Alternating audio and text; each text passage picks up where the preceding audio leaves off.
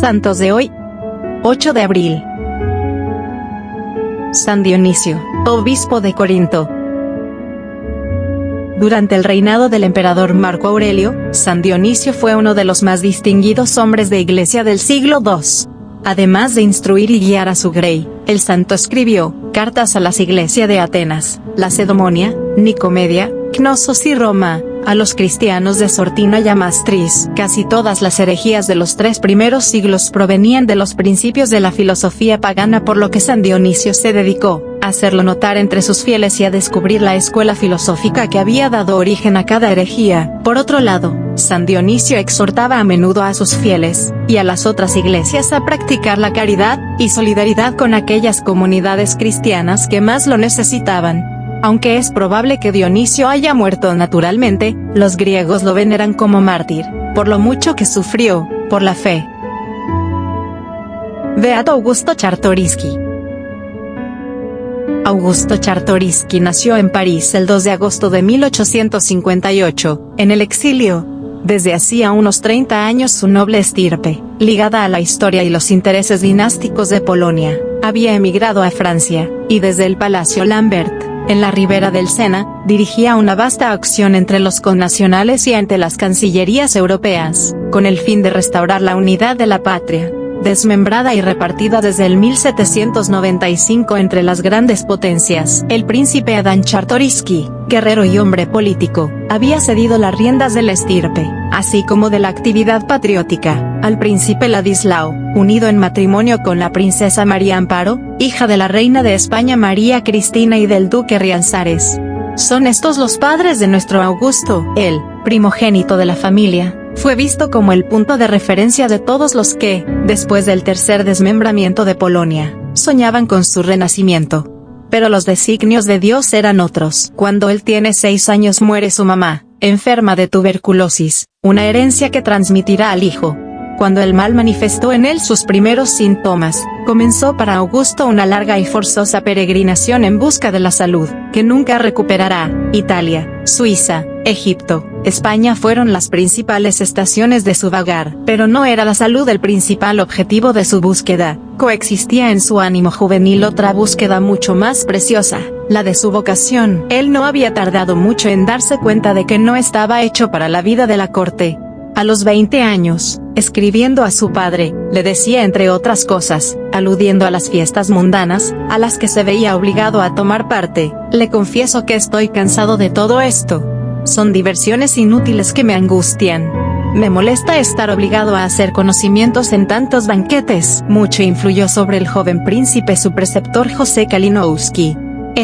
Canonizado por Juan Pablo II en 1991, había sufrido 10 años de trabajos forzados en Siberia, y se hará después carmelita.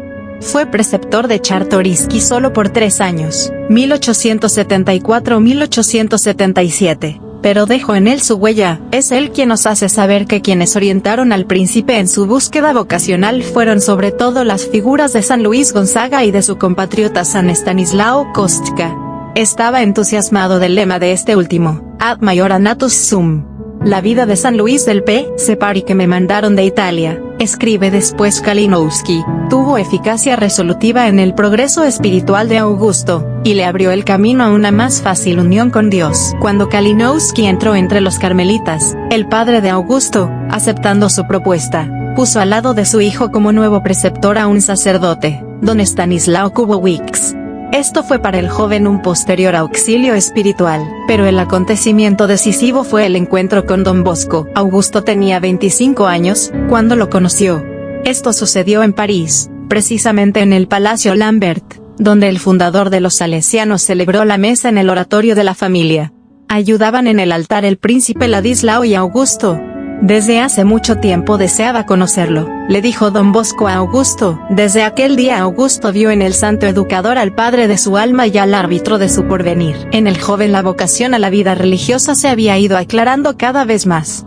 Que él no mostrase inclinación a formarse una familia, a pesar de su calidad de primer heredero, aparecía siempre más explícitamente. Ante precisas propuestas de matrimonio, Augusto, si por una parte por respeto a su padre, y según la etiqueta de la nobleza no había opuesto un neto rechazo. Por otra parte, sin embargo, jamás había mostrado interés por las personas indicadas. Ahora, después del encuentro con Don Bosco, Augusto no solo sintió que se reforzaba su vocación al estado religioso, sino que tuvo la clara convicción de ser llamado a ser salesiano. Y en efecto, de ahora en adelante, en cuanto su padre se lo permitía, escribe Don Seria, Augusto iba a Turín para encontrarse con Don Bosco y recibir sus consejos. Hizo también varios cursos de ejercicios espirituales bajo la dirección del santo, tomando habitación en el oratorio, con gran molestia para él por la falta de comodidad. Don Bosco había llegado a ser pues el punto de referencia para el discernimiento vocacional del joven. El santo, sin embargo, tuvo siempre una actitud de gran cautela sobre la aceptación del príncipe en la congregación. Será en cambio el Papa León XIII en persona quien resolverá toda duda. Reconociendo la voluntad de Augusto, el Papa concluyó: decida Don Bosco que es voluntad del Papa que os reciba entre los salesianos. Muy bien, mi amigo, respondió inmediatamente Don Bosco, yo lo acepto. Desde este instante, usted forma parte de nuestra sociedad, y deseo que pertenezca a ella hasta la muerte. A finales de junio de 1887, después de haber renunciado a todos sus derechos en favor de los hermanos, el joven fue mandado a San Benigno Canavese para un breve aspirantado, antes del noviciado, que comenzó en ese mismo año bajo la guía del maestro Don Giulio Barberis. Augusto debe cambiar muchas costumbres, el horario, la comida, la vida común. Debe también luchar contra los tentativos de la familia, que no se resigna a esta elección.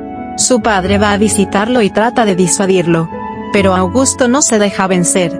El 24 de noviembre de 1887 hace la vestición en la Basílica de María Auxiliadora por manos de Don Bosco. Ánimo, mi príncipe, le susurra el santo al oído. Hoy hemos alcanzado una magnífica victoria, pero puedo también decirle, con gran alegría, que vendrá un día en el que usted será sacerdote, y por voluntad de Dios hará mucho bien a su patria. Don Bosco muere después de 2 meses, y sobre su tumba en Balsalice el príncipe Czartoryski llega a ser salesiano emitiendo los votos religiosos. La enfermedad hace que él sea enviado a la costa ligure, y aquí se enfrenta a los estudios de teología. El decurso de su enfermedad hace que la familia emprenda con mayor insistencia los tentativos de alejarlo de la vocación, acudiendo aún a la obra persuasiva de los médicos, al cardenal Parocchi, a quien le ruegan que use su influencia para arrancarlo de la vida salesiana. Él le escribe: en plena libertad he querido emitir los votos, lo hice con grande alegría de mi corazón. Desde aquel día gozo, viviendo en la congregación, una grande paz de espíritu, y doy gracias al Señor que me ha hecho conocer la sociedad salesiana, y me ha llamado a vivir en ella. Preparado por el sufrimiento, el 2 de abril de 1892 es ordenado sacerdote en San Remo por Monseñor Tommaso Reggio, obispo de Ventimiglia. El príncipe Ladislao y la tía Isa no participaron a la ordenación. Toda la familia se reunió después en Mentón el 3 de mayo. Fue una tácita reconciliación, que le imponía al príncipe Ladislao la renuncia definitiva a sueños obstinadamente acariciados. La vida sacerdotal del padre Augusto duró apenas 1 año, que él pasó en Alacio, en una habitación que daba al patio de los muchachos. El cardenal Cagliero resume así este último período de su vida: él ya no era de este mundo. Su unión con Dios, la conformidad perfecta con el divino querer en la agravada enfermedad, el deseo de conformarse a Jesucristo en los sufrimientos y en las aflicciones, lo hacían heroico en la paciencia, calmo en el espíritu, e invencible, más que en el dolor, en el amor de Dios. Se apagó en Alacio la tarde del sábado 8 de abril de 1893, en la octava de Pascua, sentado en el sillón que había usado Don Bosco. ¡Qué hermosa Pascua!, había dicho el lunes al hermano que lo asistía, sin imaginar que el último día de la octava lo habría celebrado en el paraíso. Tenía 35 años de edad y 5 de vida salesiana. En su estampita de primera misa había escrito: para mí un día en tus atrios vale más que 1000 fuera.